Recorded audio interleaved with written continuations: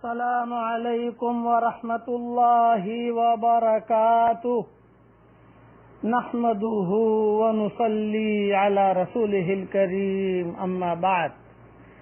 آج کا سبق سن لیجئے، سلسلہ وار معراج کا سبق۔ حضور اکرم صلی اللہ علیہ وسلم کو 3 ہدیے عطا کیے گئے۔ آپ صلی اللہ علیہ وسلم جب عرش پر پہنچے، جب اللہ کے سامنے سجدہ کیا تو عرش کو دیکھا، 4 فرشتے عرش کو اٹھائے ہوئے ہیں اور وہ آہستہ آہستہ بہت اچھی زبان میں، بہت اچھی ترنم کے ساتھ تسبیح پڑھتے رہتے ہیں۔ وہ تسبیح یہ ہے: سبحانک اللہم وبحمدک لک الحمد علی حلمک بعد علمک۔ یہ تسبیح کہ ہر وقت جو ہے یہ 24 گھنٹہ یہ تسبیح گنگناتے رہتے ہیں۔ پڑھیے میرے ساتھ: سبحانک اللہم وبحمدک لک الحمد علی حلمک بعد علمک۔ پھر حضور صلی اللہ علیہ وسلم نے دوسری حدیث میں فرمایا کہ اس وقت 4 فرشتے عرش کو اٹھائے ہوئے ہیں، یہ تسبیح پڑھ رہے ہیں۔ عرش کے میدان میں 4 فرشتے اور آ جائیں گے، یعنی 8 فرشتے عرش کو اٹھائے ہوئے ہوں گے۔ تو جو دوسرے 4 فرشتے ہیں وہ یہ تسبیح پڑھیں گے حشر کے میدان میں۔ پڑھیے میرے ساتھ: سبحانک اللہم وبحمدک لک الحمد علی عفوک بعد قدرتک۔ یہ 4 فرشتے حشر کے میدان میں پڑھیں گے۔ حضور صلی اللہ علیہ وسلم نے یہ تسبیح جو 4 فرشتے ابھی پڑھ رہے ہیں عرش کو اٹھائے ہوئے سنی اور اللہ کے دربار میں سجدہ کیا۔ پھر اللہ جل جلالہ عز والہ نے ابو ہریرہ کی روایت میں یہ ہے، آپ سے آپ کے پروردگار نے کہا: اے پیارے نبی جی، میں نے تجھ کو اپنا خلیل اور حبیب بنایا۔ یہ وہاں بات ہو رہی ہے عرش پر، کرسی پر، جہاں کوئی فرشتہ نہیں ہے، صرف اللہ جل جلالہ عز والہ ہے اور حضور صلی اللہ علیہ وسلم ہے۔ راز و نیاز کی باتیں ہو رہی ہیں اور یہ ابو ہریرہ کی روایت نقل کر رہا ہوں کہ میں نے تجھ کو اپنا خلیل اور حبیب بنایا اور تمام لوگوں کے لیے بشیر اور نذیر بنا کر بھیجا، خوشخبری دینے والا، ڈرانے والا، اور تیرا سینہ کھولا اور تیرا بوجھ اتارا اور تیری آواز کو بلند کیا۔ میری توحید کے ساتھ تیری رسالت اور عبدیت کا بھی ذکر کیا جاتا ہے۔ لا الہ الا اللہ محمد الرسول اللہ۔ اس کا مطلب یہ ہے کہ جہاں میرا نام لیا جائے گا وہاں تیرا نام لیا جائے گا۔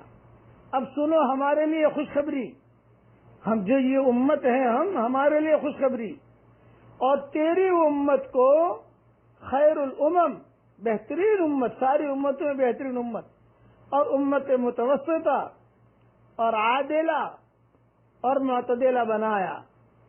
شرف اور فضیلت کے لحاظ سے یہ اولین امت اولین، اور ظہور اور وجود کے حساب سے آخرین بنایا۔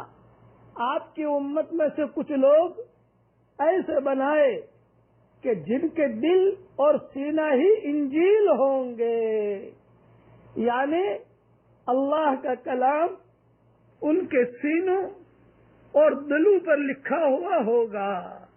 جو ہمارے بچے قرآن حافظ ہوتے ہیں، یہ تذکرہ عرش پر ہو رہا ہے کہ جن کے دل اور سینہ ہی انجیل ہوں گے، یعنی اللہ کا کلام ان کے سینوں اور دلوں پر لکھا ہوا ہوگا۔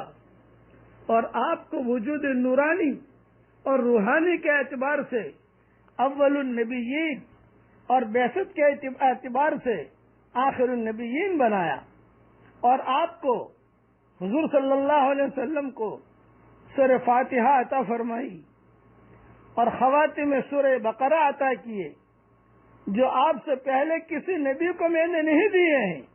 یہ اللہ تعالیٰ فرماتے ہیں۔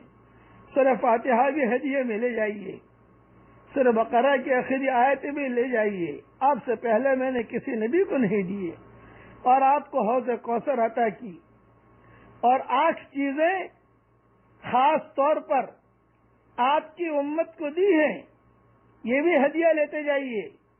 اسلام اور مسلمان کا لقب، اور ہجرت اور جہاد، اور نماز اور صدقہ، اور رمضان کا روزہ، یہ رمضان کے روزے آ رہے ہیں، یہ وہاں ملے ہیں ہمیں، اور امر بالمعروف نہی عن المنکر، دعوت کا کام، لوگوں کو اللہ کی طرف بلانا، امر بالمعروف نہی عن المنکر، اور آپ کو فاتح اور خاتم بنایا، یعنی اول الانبیاء اور آخر الانبیاء بنایا۔ وجود کے اعتبار سے آپ سب سے پہلے نبی ہیں کہ اللہ تعالیٰ نے آسمان کو پیدا کرنے سے پہلے کئی ہزار سال، بعض روایتوں میں 50,000 سال پہلے حضور صلی اللہ علیہ وسلم کو پیدا کر دیا تھا۔